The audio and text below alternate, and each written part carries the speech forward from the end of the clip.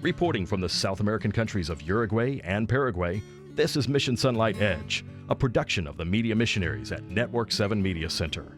In response to the call to reach the cities, the South American Division is building 4 new churches as centers of influence in these 2 countries.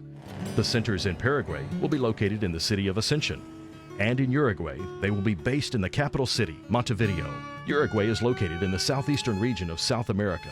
With a population of 3.3 million, more than 1.8 million live in the capital.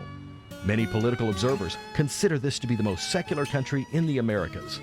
Secularization has caused a decline in the interest of spiritual matters. Pessimism and apathy has been a problem, but the message of salvation offers hope for a better future. This monument is a reminder of the diligence of the settlers of South America. That same intrepid spirit is returning to the work of the Seventh-day Adventist Church members to grow for God.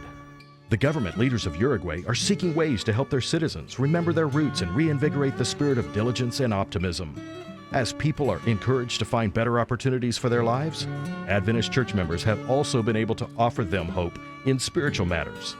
In the past 5 years, the Uruguay Union has planted 26 new churches. That work will continue in the suburbs of La Teja and Goyas. I am currently serving as the pastor of the Goyas Adventist Church, which is an inner-city church. We currently meet in the cramped space of the Nuevo Tempo radio station. The space is only 10 feet by 10 feet, but each Sabbath our members faithfully attend the Sabbath services. One of those members is Pablo Bentacur. I used to party and drink beer with my friends. During those parties, we had the radio playing in the background. It was tuned to Nuevo Tempo. During those parties, my wife and I would hear things on the radio about Jesus that caught our attention. Little by little, the hearts of Pablo and his wife were softened to the calling of Jesus. My wife and I began to question whether there was more to life than partying and drinking. When we attended some meetings at Nuevo Tempo, we were shocked to learn about end-time events. We realized that we had to surrender our lives to Christ and allow Him to lead us. 2 years and 3 months ago, my wife and I were baptized. Pablo and his wife were impressed by the outreach of the members attending this small congregation at Nuevo Tempo. Our church family is active in outreach to the community. They spend time giving health treatments and counseling those who come to us with questions. Every Sunday, the group gathers together to create bouquets of flowers that are distributed into the community to brighten people's lives.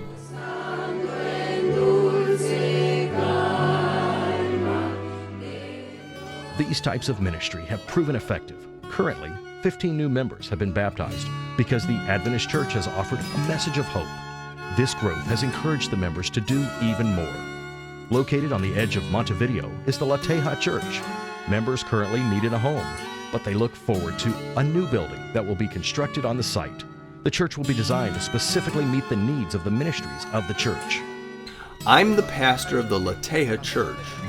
We have dreamed and prayed about a new church building for many, many years.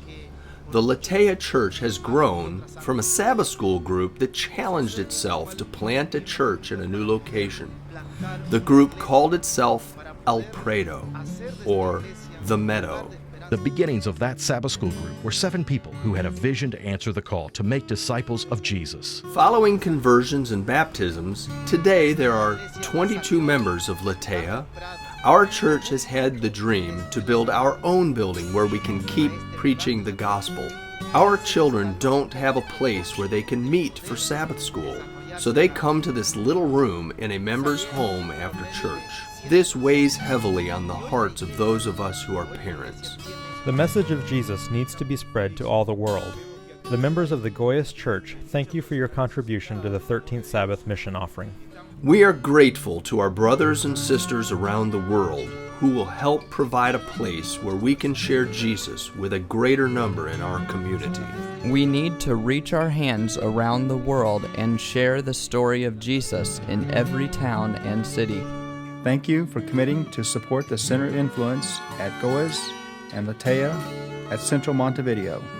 This 13th Sabbath offering will give families, children, and elderly people new hope in their life.